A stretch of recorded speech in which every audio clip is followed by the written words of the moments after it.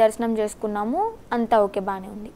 ఇంటికి వచ్చిన తర్వాత మా అమ్మ నాన్న ముందు కూడా సెకండ్ విష్ణు ముందు కూడా కట్టింది.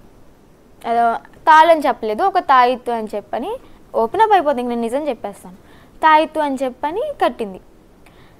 తర్వాత సరదాగా నన్ను కూడా పెళ్లి చేసుకోవచ్చు కదా, నాకు కూడా కట్టొచ్చు కదా అని విష్ణు అంటే కట్టింది. అంటే పసుపు కొమ్మ అయ్యేసేం కట్టలేదు, నార్మల్ తాడి కట్టింది అంతే.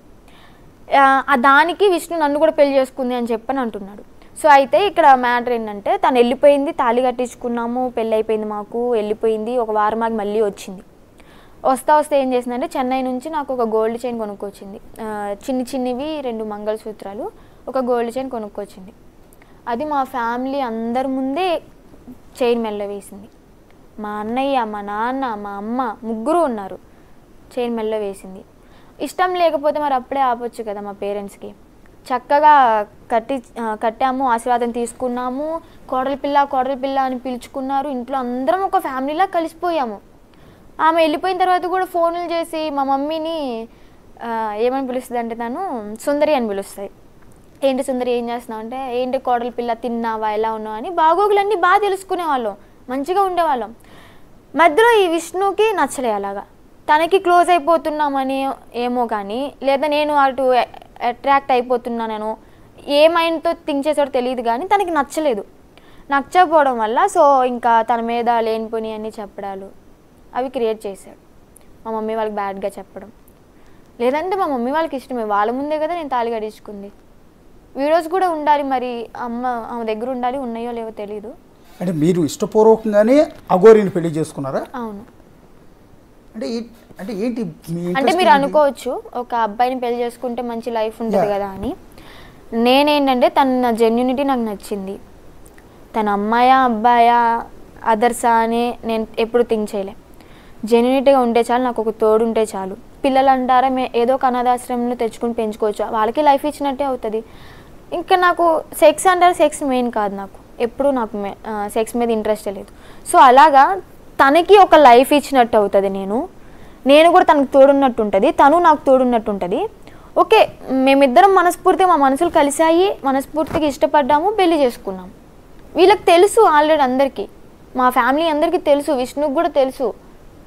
కానీ ఇక్కడ వచ్చింది ఏంటంటే ఒక అబ్బాయితో లేచిపోయినా కానీ మేము అనుకునే వాళ్ళం కాదు.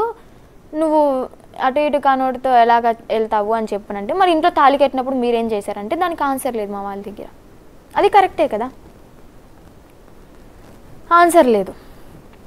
సో అలాగ దాన్ని ఇష్టపడడం అయ్యింది. తనతో పాటు సహజీవనం చేయడానికి ఇప్పుడు నేను మేజర్ని, ఎవరినైనా ఇష్టపడవచ్చు, అమ్మాయిని ఇష్టపడవచ్చు, అబ్బాయిని అలాగే ఇష్టపడవచ్చు, పెళ్లి చేసుకోవచ్చు, సహజీవనం చేసే హక్కు నాకుంది, నాకు ఇష్టమైన వాళ్ళతో ఉండడం.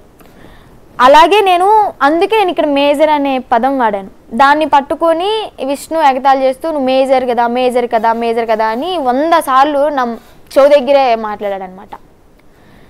అది తట్టుకోలేక ఇంకా నేను సరే సూర్యాపేటలో రూమ్ తీసుకున్నామని చెప్పా కదా, మా మమ్మీని పిలువన్నా. మా మమ్మీతోనే నేను ఒక 10 డేస్ ఇక్కడ రిలాక్స్ అయిపోయి ఏదో ఒక ఉమెన్స్ హాస్టల్లో పీజీలో ఉంటాము, మేము వెళ్ళిపోతాం, నీతో అసలు మాకు సంబంధమే లేదు, ఇంక నువ్వు వద్దు అని చెప్పని నేను తిట్టాను. విష్ణుని తిట్టా, నువ్వు మా ఫ్యామిలీకి దరిద్రం అని చెప్పని తిట్టా.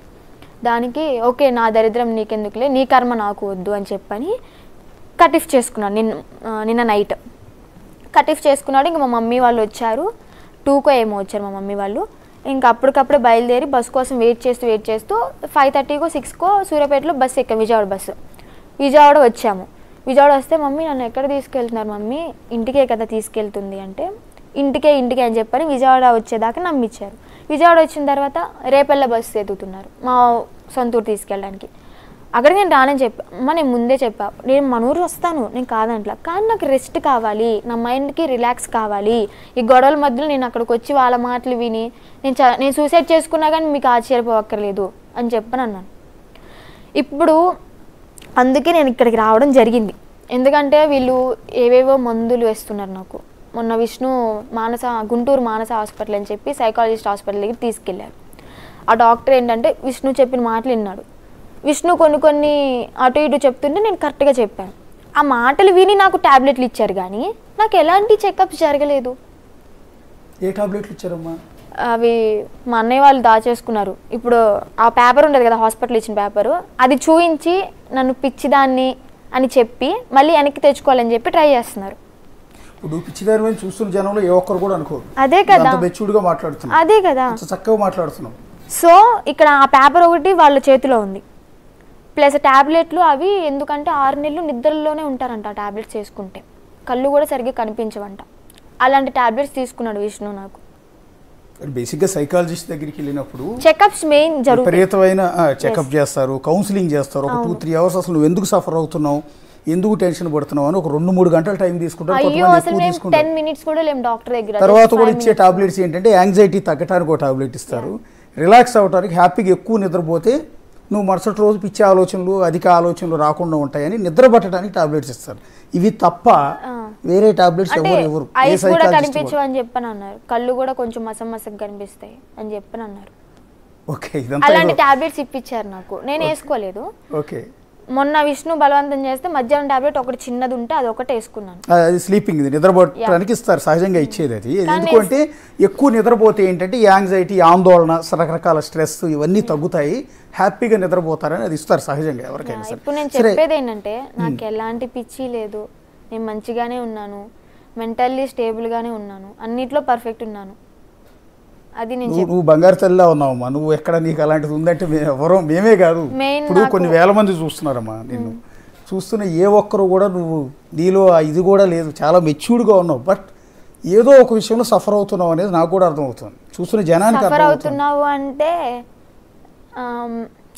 అఘోరమ్మతోనే ఉండాలని నేను అనుకున్నప్పుడు, మీరు గుజరాత్ నుంచి తీసుకొచ్చేది అది ఫస్ట్ టైం అనుకుంటున్నారు, కానీ అంతకుముందు నేను వాళ్ళ ఇంట్లో కూడా ఉన్నాను. అఘోరమ్మతో కలిసి బెల్లంపల్లి వాళ్ళ ఫ్యామిలీ దగ్గరకు కూడా వెళ్ళాం. వాళ్ళ ఫ్యామిలీకి కూడా తెలిసి మేము మ్యారేజ్ చేస్తామని. వాళ్ళు మంచిగా ఓకే ఒకరికొకరు తోడుండన్నమ్మా, నీకు తోడుంటుంది కదా అని చెప్పని దీవించారు. అక్కడ ఉంటే అక్కడ సిగ్నల్స్ ఉండవు, నేను ఫోన్ లిఫ్ట్ చేయాలని చెప్పి విష్ణు అక్కడ బెల్లంపల్లి వాళ్ళ ఇంటి దగ్గరికి వచ్చేసి నన్ను లాక్కెళ్ళాడు. లాక్కెళ్ళిపోయినప్పుడు రైల్వే స్టేషన్లో ఒక వీడియో నేను ఏదో మంత్రా చదువుతున్నట్టు, అది అప్పుడుదే. అది ఫస్ట్. ఈ గుజరాత్కి వెళ్ళింది సెకండ్. నేనేది అది కాదమ్మా. అసలు బేసిక్గా ఏ ఆడపిల్ల అయినా సరే చక్కగా బాగా చదువుకోవాలని ఫస్ట్ ఆఫ్ ఆల్ కోరుకుంటారమ్మా. రెండోది బంగారం లాంటి